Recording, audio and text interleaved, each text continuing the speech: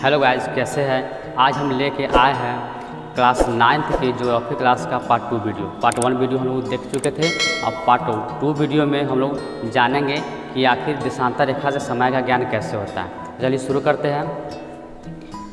तो हम पिछली ही वीडियो में बताए थे कि हमारा पृथ्वी क्या है, गोल है। अब पृथ्वी से 0 डिग्री देशांतर जो है बीचों बीच गुजरती है। तो कहाँ से गुजरती है? तो लंदन के एक स्थान है ग्रीनविच, वहाँ से 0 डिग्री देशांतर गुजरती है। तो वहीं से समय का निर्धारण होता है। तो यहाँ 0 डिग्री देशांतर से अगर इस तरफ बढ़ेंगे तो पूर्वी देशांतर, और इधर बढ़ेंगे तो पश्चिमी देशांतर।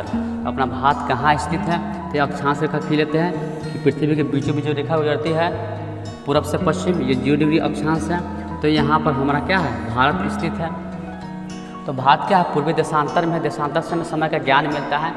तो जैसे हम लोग पूरा पृथ्वी में बीचों बीच वो रेखा जाती है 0 डिग्री देशांतर, उसी प्रकार हर देश का बीचों बीच से देशांतर रेखा जाएगा और देशांतर रेखा से ही समय का ज्ञान होगा। तो यहाँ पर भारत का भी क्या होगा कि बीचों बीच रेखा जाएगी देशांतर रेखा, जो कि यहाँ पर फिगर में दिखाया गया है। यहाँ पर भारत का मानचित्र है। अब भारत के बीचों बीच से रेखा किया है, देशांतर रेखा इसको बोलते हैं। तो देशांतर रेखा कितना डिग्री गया है? तो हम लोग यहाँ 0 डिग्री देशांतर है, तो बताया था कि 0 डिग्री देशांतर से यहाँ 1 डिग्री 2 डिग्री 3 डिग्री आगे बढ़ते जाएगा। तो ये भारत यहाँ पर है तो देशांतर वहाँ पर भी बढ़ेगा। तो कितना डिग्री देशांतर बढ़ गया यहाँ पर? तो यहाँ पर बीचों बीच कितना डिग्री पर आया है? तो 82 डिग्री 30 मिनट, यानी 82.5 डिग्री देशांतर आ गया है, जो कि उत्तर प्रदेश के इलाहाबाद के मिर्ज़ापुर स्थान से गुजरती है। तो हम इससे भी पहले जान चुके थे कि पूरा पृथ्वी को 1 डिग्री, और पूरा पृथ्वी है उसको 1 डिग्री पार करने में कितना समय लगता है? तो 4 मिनट का समय लगता है। तो उसी प्रकार से कैलकुलेशन हम निकालेंगे 82.5 डिग्री का, 82.5 डिग्री का कैलकुलेशन निकालेंगे। तो इसमें 4 से क्या करेंगे, वो गुना कर देंगे, मल्टीप्लाई कर देंगे। जितना मिनट आएगा उतना मिनट को हम लोग 60 से डिवाइड करेंगे, क्योंकि 60 मिनट बराबर होता है 1 घंटा। तो हम लोग का कितना आ जाएगा कैलकुलेशन करने के बाद? तो 5.5 घंटा आ जाएगा। 5.5 घंटा आ गया। तो अगर हम लोग यहाँ पर ग्रीनविच में, यहाँ लंदन में अगर दोपहर के 12 बजेंगे तो ग्रीनविच से हमारा 5.5 घंटा आगे है भारत, जो कि यहाँ पर कैलकुलेशन देखकर निकाल लिए है। तो यहाँ पर इंडिया में कितना बजेगा? तो 5.5 बजेंगे, 5.5 बजेंगे। इसको और बेहतर से समझते हैं। जैसे यहाँ पर देख सकते हैं कि भारत का जो गुजरात स्थान है, यहाँ पर देशांतर कितना है? 68 डिग्री 7 मिनट है। और यहाँ पर अरुणाचल प्रदेश है, वहाँ पर देशांतर कितना है? तो 97 डिग्री 25 मिनट है।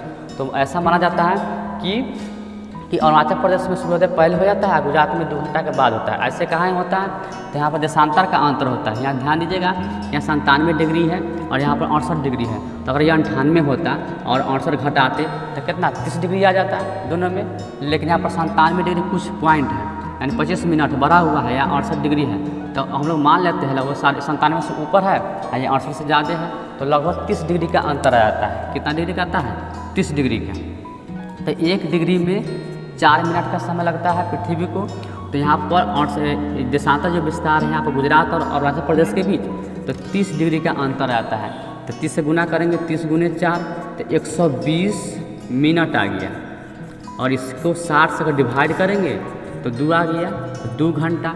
इसीलिए 2 घंटा बाद में गुजरात में क्या होता है, हमारा सूर्योदय बाद में होता है। लेकिन आप सोचिएगा कि यहाँ पर अगर 6 बजे सुबह हो जाता है तो क्या यहाँ पर 4 बजे रात रहता है? नहीं, यहाँ पर भी क्या होता है 2 घंटा, वो ऐसा मान सकते हैं। लेकिन इसी को कन्फ्यूजन को ख़त्म करने के लिए ये मानक समय रेखा माना गया है 82.5 डिग्री। जो 82.5 डिग्री है से क्या है कि अगर 82.5 डिग्री पर 6 बजेंगे तो पूरा इंडिया में क्या होगा, 6 ही बजेगा। इसी को ख़त्म करने के लिए क्या बना गया है कि मानक समय बनाया गया है। हर देश का मानक समय होता है, हर देशांतर होता है, उसी समय का निर्धारण करते हैं। तो आप लोग आई होप इसको बेहतर से समझ गए होंगे।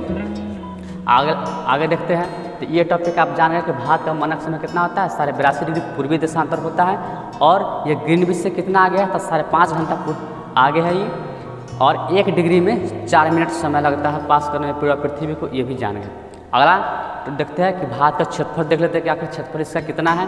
तो 32,87,263 वर्ग किलोमीटर है। क्षेत्रफल हम लोग वर्ग किलोमीटर में ही नापते हैं। जैसे कमरा का लंबाई रहता है 12/10 का रहता है, तो उसको मल्टीप्लाई करते हैं 12 × 10 यानी 120 वर्ग मीटर बोलते हैं।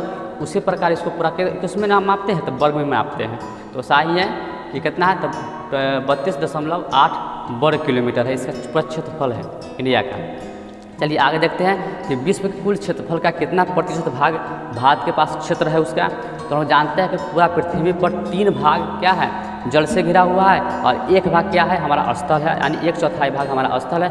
उस 1 भाग को अगर 100% मानेंगे तो 100% के 2.4% क्षेत्र ही भारत के पास है, बहुत ही कम है, अपना अपना एरिया होता है।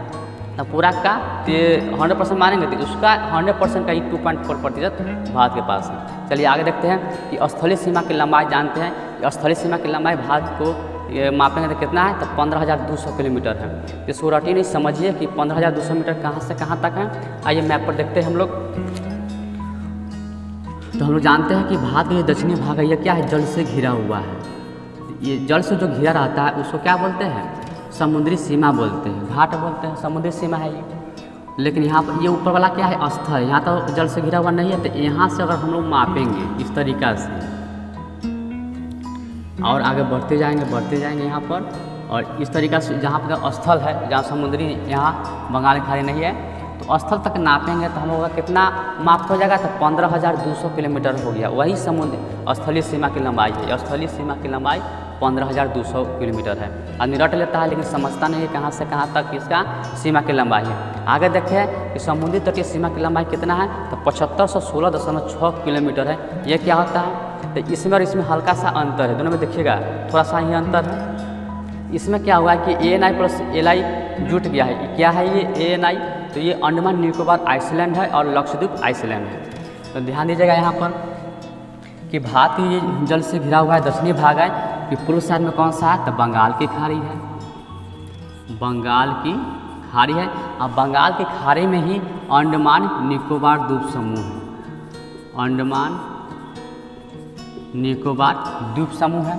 और पश्चिम साइड में जो है खाड़ी, उसको क्या बोलते हैं, तो अरब सागर है, अरब सागर। और अरब सागर में कौन सा है हमारा, तो लक्षद्वीप है।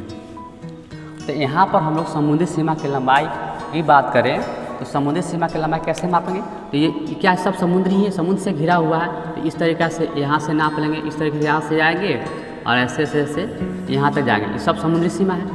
तो यहाँ पर मापने के बाद अंडमान निकोबार, ये भी तो समुद्री सीमा है, इसको भी मापेंगे।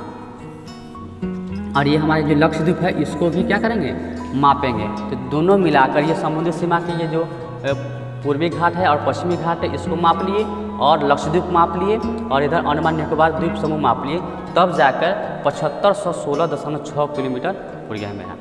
चलिए आगे देखते हैं कि मुख्य समुद्री तटीय सीमा की लंबाई कितना है, तो 6100 किलोमीटर है।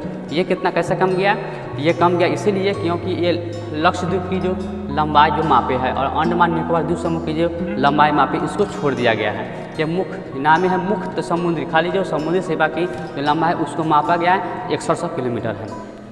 आगे देखते हैं कि भारत के उत्तर से दक्षिण की लंबाई अगर मापेंगे तो कितना पूरेगा, और पूर्व से पश्चिम अगर मापेंगे तो कितना पूरेगा, तो हम देखते हैं।